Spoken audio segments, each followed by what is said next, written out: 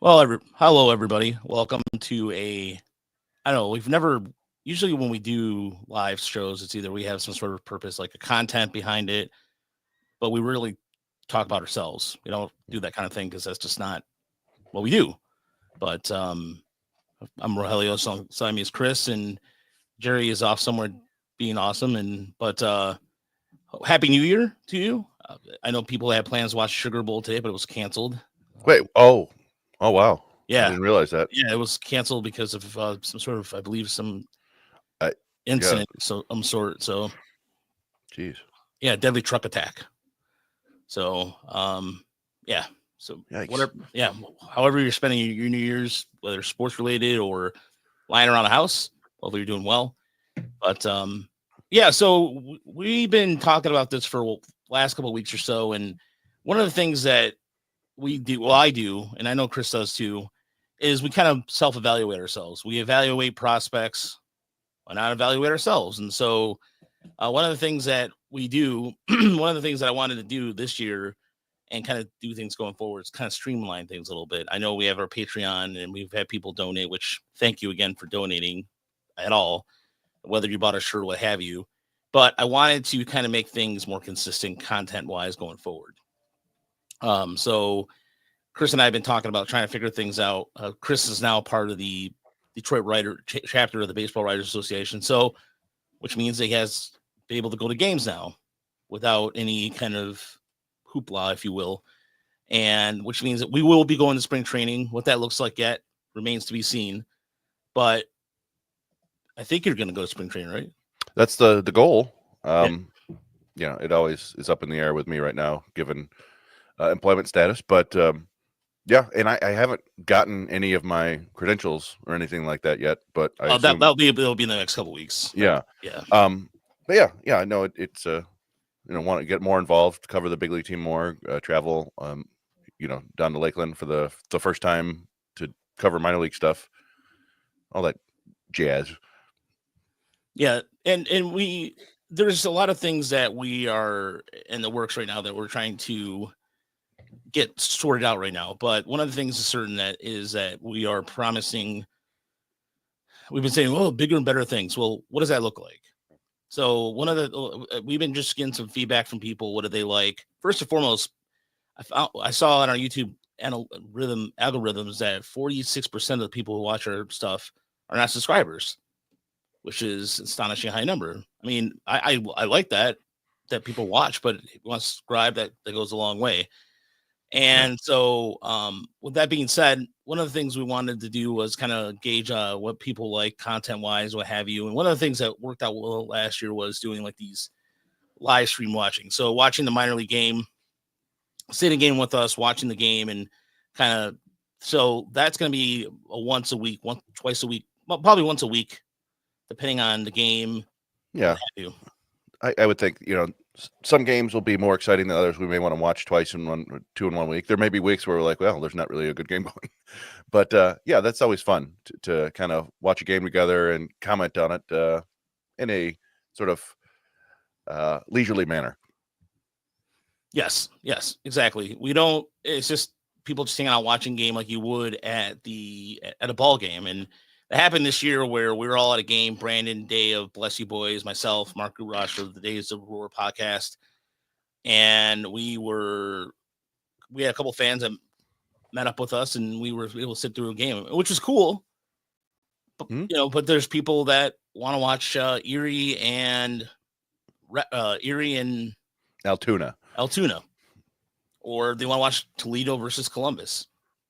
Mm-hmm. And that's cool with us. And speaking of the minor league stuff, so that's kind of where leads us to number 4. And it's going to be more and more day Tiger coverage, minor league recaps, nightly recaps, some more in-depth pieces, which we already do anyway, but more of it. So it's going to be a daily recap, what you see, the minor league report, like an actual minor league report. And so myself, Chris, whomever we kind of get involved with this will be it'll be probably kind of a rotating thing. So you'll see something nightly from us, whether it's not just the tweet with like just because not everybody's on Twitter.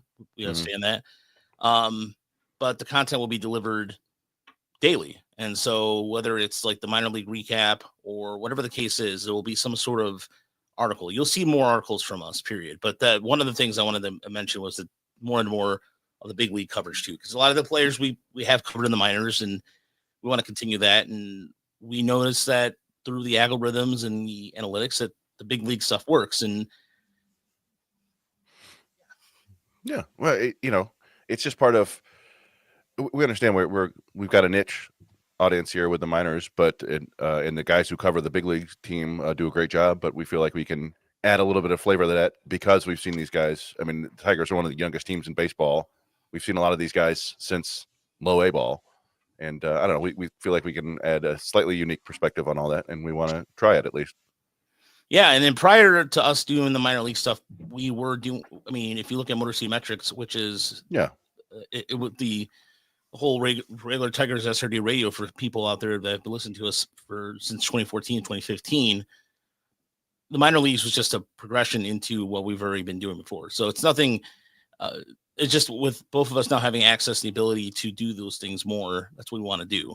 And with that kind of goes into the next one, which is historical content. Now, this is very, I can't really go into specifics with this yet based off what we have in the works, because some of this stuff we're crossing the T's, dotting I's on stuff. But based off what we plan on doing, the historical content aspect is going to be huge. And so we have a lot of people who will make obscure Nate Colbert references or Tom Brookins or Debbie Cruz, what have you. And we want to kind of tailor that a little bit. And I mean, if Alex Bregman does sign player time, that will be huge, and that will help with the daily content side of things. So answer that question real quick. But but the historical that would be historical content. That would be historically huge. Exactly. Yeah. No, I think for longtime listeners of the show, Raj is always very good with the historical Tigers references. He'd be like, we'll be talking about something and go, that'll remind me when they traded Mike Rivera for Gene Kingsale. And you're like, what the hell? All right. And but I think it's a strength for Rogelio particularly, not me so much. And it's something we want to lean into because it is, there's certain types of fans who really love that stuff, right? Like that's a part of fandom that might not be covered enough. People just kind of remembering some guys and drawing parallels to what's going on right now. And so I think that's good stuff. And I'm eager to participate and read it. Yeah, well, I appreciate that, YouTube user. And one of the things we are going to do with this historical content too is we're bringing in some other folks that are going to be helping us out. Mm-hmm. But again, I'm not really going into who or what. But the idea is that we want to continue to be what we're doing, but just bring more of it from the historical content. And the person that I have, one of the people that are involved in this is a person who I admire and respect, and has been doing this for a long time. And and this person has worked with some names, so not going to get into the names of that right now. But again, it's just you're gonna see more of it, and so. And then video analysis. So what does that look like? So we noticed that we did the curated playlists with us breaking down players. We noticed that kind of did work. We want to be more consistent with it, maybe rebrand it a little bit. With the regular podcast during the week, with the Tiger Minor League, with Motor City Metrics, that's gonna be changing a little bit. That's a YouTube channel that's a separate conversation, and we're still trying to figure that out because there's some things in the works with that as well. But with one of the things we noticed that like the Jackson Joe playlist was the most played playlist we had last year. And so if there's a prospect that is doing really well, case in point, we started noticing Gabriel Reyes towards the end of the season. So our focus went with that. And one of the things that we even did experiment with a little bit was the Call 'em Up series. For example, Andrew Navigado. We always got questions about Andrew Navigado. So we did that against the paywall, and that was something that I wish I would have done that a little differently, but those are the type of content that we're looking to do. So, and we try things. We'll experiment with that was an attempt to try something, and we'll try different things in the future too. But yeah, it's the playlists I think do fairly well, but we'll see. mess with them and see what happens. Yeah. Thank you. Thank you. Happy New Year, everybody, as well. And Matt, thank you for the kind words there. And that's what and the next one is essentially number one is that we're going to, in terms of like a website, we're going to be doing a paywall. So similar to what Justin Rogers is doing right now, the Detroit football, similar, something like that, where you'll get content emailed to you every day. It might go on our Patreon. I have to figure out the logistics part of it. And here's the reason why. One, you just have to pay either per month or one price per year, and then you get all the content all the time consistently. And then the extra bonus stuff and all that stuff that we kind of do anyway. We've been doing this pretty much what donations were for free for the last since the last 10 years. Mm-hmm. And we want to be able to do this more on a consistent basis, because when we do, we feel like it's engaging and we've gained an interest. And so right now it's just trying to find a way to price everything together, what makes sense. I know with economical times weighing the way they are, what have you, but we want to make things easier for everybody. So that's the other part we're setting up right now. But I feel like just because that way we could even get more, we can get Emily Waldens of the world every once in a while contributing, or whomever. Really, it's just a matter of, we put a lot of work in this last year. And admittedly, I will say this, that between by the time the season ended till probably early December, I was burnt to a crisp. Just between that, and I traveled quite a bit for my day job. And my goal is to make this my full-time job one day. This would be great, but again, realistic expectations, what have you, it is what it is. But then I got an email from Chris, and I both got an email from, I'm not going to say who, because it was just very encouraging to hear. It was somebody that, basically associated with the Tigers, that gave us a compliment and really kind of, okay, all this work we have been doing. It's not that we don't appreciate the compliments or anything like that. It's just sometimes when for example, when you see, I admit, like sometimes like when I see somebody has like how did they get this tip? How come we're not getting these tips or anything? It's like, you can't think like that. You have to think like, just, no, screw it. Let our work speak for itself and kind of thing. Anyway, mentally speaking, I was burnt out, and we have an opportunity that we're working on. Like I said, we'll get more. There's gonna be another video with this, but somebody presented an opportunity with us, and we wanted to kind of push forward with this because the people involved in it really care about baseball, and we love this game, and we love what we do. And I would love to make this like I said, full time. Nothing against my marketing job. I love my marketing job. Yeah. But yeah.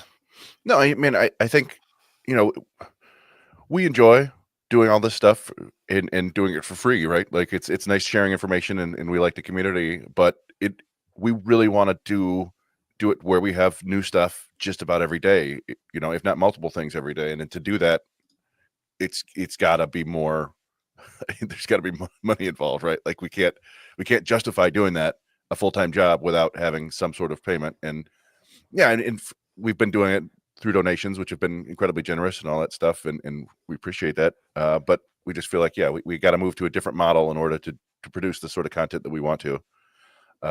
And hopefully, nothing there's been a lot of kind of ideas, and we have a pretty good framework for going forward. But again, we're going to experiment with some things and see what works and see what people like, and try to give you guys the best content from us we can without, we're not trying to gouge anybody or anything like that. We don't want to send people away, and we understand that not everybody can pay for everything, and feel bad not giving you information for free. But it's been many years of doing this, and hopefully people will come with us. So Steve Rosberg, you have a fan base that is interested in prospect, keep funding with this model. I believe we do. I mean, if we look at our numbers, if you look at the way when we're consistently delivering, and look, Steven, in terms of pricing, it's not going to be something outrageous or anything like that. That's not the intention here. The intention is that when we want to go to a ballpark in South Bend, or we want to go to a road game in Cleveland, that we have the ability to do so without, I personally have gone into debt doing this, and I don't regret it one bit at all. And I'm not trying to make anybody feel bad. Then it's not my intention. But at the same time, what I'd love for Chris to be able to fix his car or whatever the case is. Like whatever the phone button stopped working. I can't stream anymore. Yeah. Yeah. I mean, I think it's we're gonna do this reasonably. And in terms of like fan base, like I don't think, at least at the beginning, we don't have dreams of like suddenly retiring, right? Like this, we're not like. I understand. We both understand this is the minor league coverage still remains kind of a niche market. That's kind of why we want to fold in a little bit more of the Tigers coverage and a little more historical coverage. Try to give you a little bit of everything if possible, and hopefully it's worth the money. But again, this is not going to be something that's going to break anybody's bank or necessarily get us on the easy street. Yeah, we just want to justify our time spent, basically. Exactly, and our respective spouses not be mad at us. That is that is a goal, really. And we've had a lot of feedback on what people like. For example, when I mentioned earlier that when the stream started, that the live stream watching was a really popular idea. People liked it during the playoffs and during the minor league season. We did that, and we also have a healthy Discord. We have a Tigers community in there that's really, really good on giving feedback, and we put some pricing information in there as an experiment, because those are the people. I give one gentleman, a buddy of ours in, now I can call him a friend now, Charlie in South Bend. He invited us to go see the Whitecaps in South Bend. Now it's 2 years. Well, it's a year and a half ago. Yeah. And it just really changed my perspective on what we do, because we got to know him and we got to know these fans and what they care about and what have you. And so, I mean, a lot of them listen to other podcasts. There's Cody, there's Kieran, there's the Days of War podcast. And in a way, like, a lot of the podcasts have come after, I hate to say this, we've been doing this for a lot longer. And like, there's, like at this point, everybody's been profiting. It's like, well, I mean, I'm not asking the profit, but I also would like to be just a little bit more service or attainable. It really is, to me, the important thing, Stephen, you're talking about the historical aspect of it.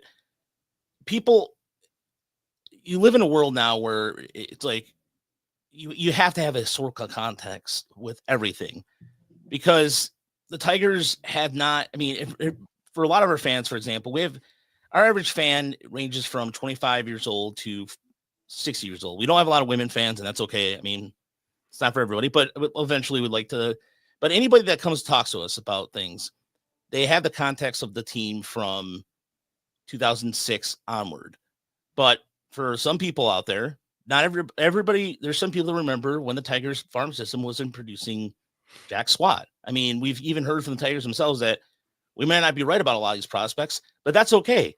I'd rather be wrong but I'm not going to also, I'm not also going to say, I'm not going to be one of those people that go, well, I was right about this guy and then forget that I was wrong about X and whatever. You guys have the receipts. It's not, it's not 97.1 where we tend to easily forget about things like that. But it's okay. Yeah. And I forgot what I was going to say, so that doesn't bode well.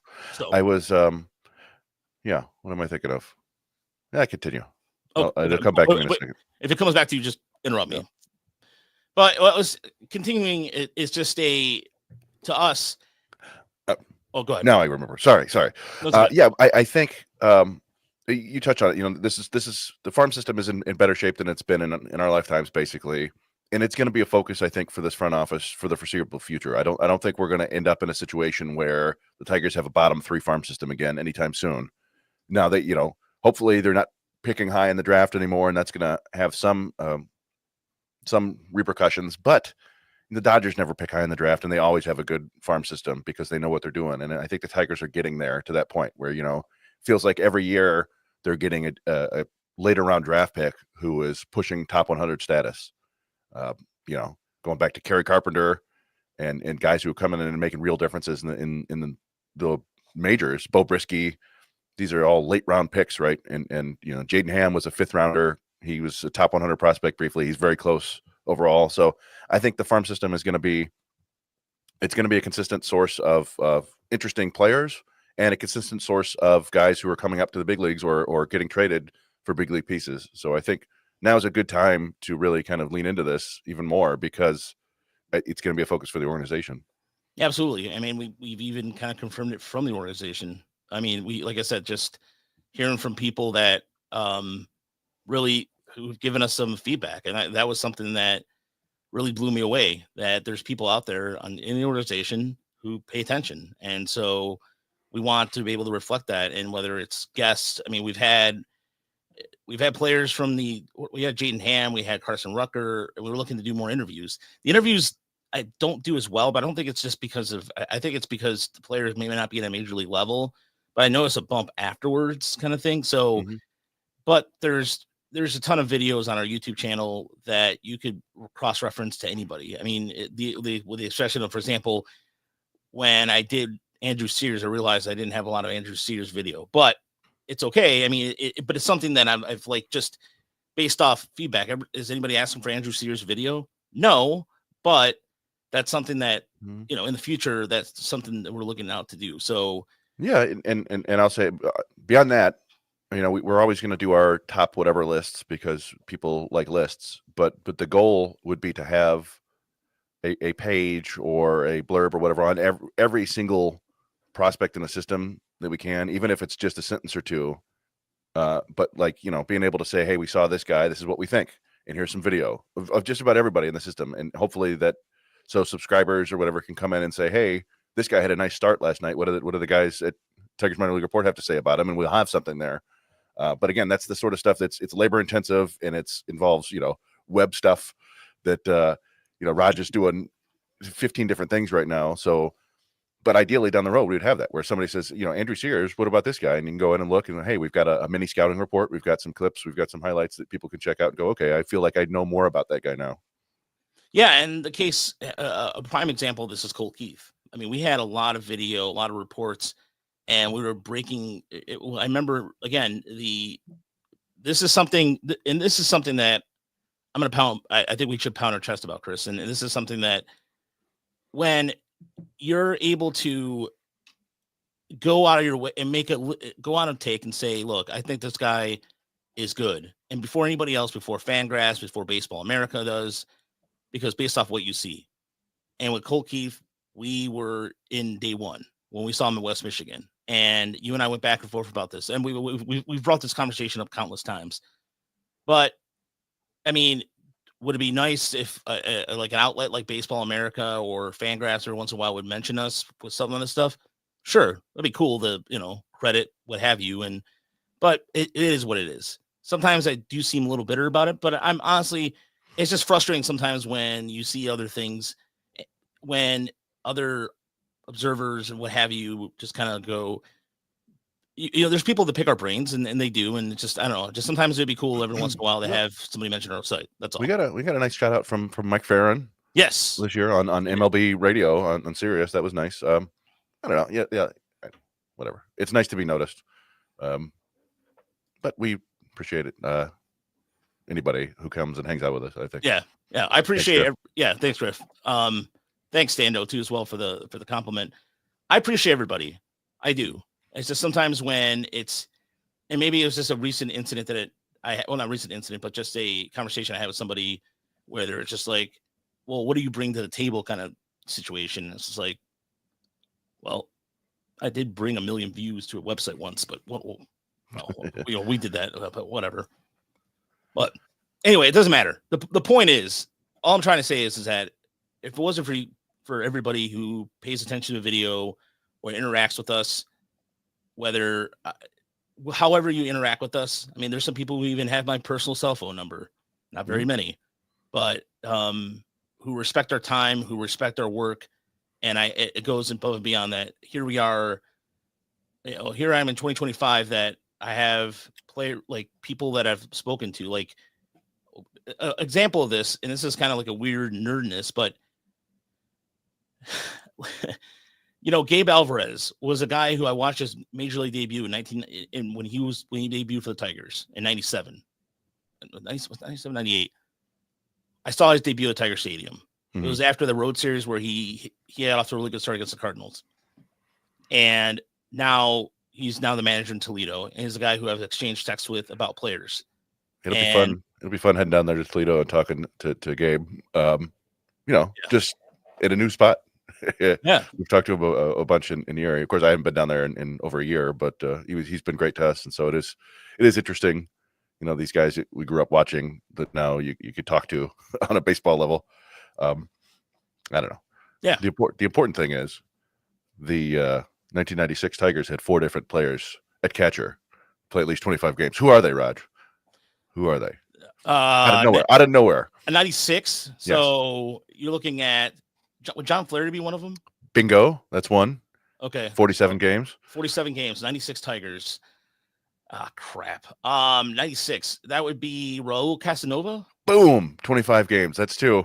Okay. Crap. So Raul Casanova. Wait. Chad Kruger? Not Chad Kruger. No. Oh, okay. Crap. I'm trying to think. Would it be? Is it? I'm sure it's like some obscure player, right? There's one obscure one and one not obscure one. Okay, so wait a minute. Brad Osmus. Brad Osmus, number 1. Okay, and the obscure one. This is where it's going to be. This is the one that. If you get this, you'll be simply the best because he did not even spend a full season with the Tigers. It's not.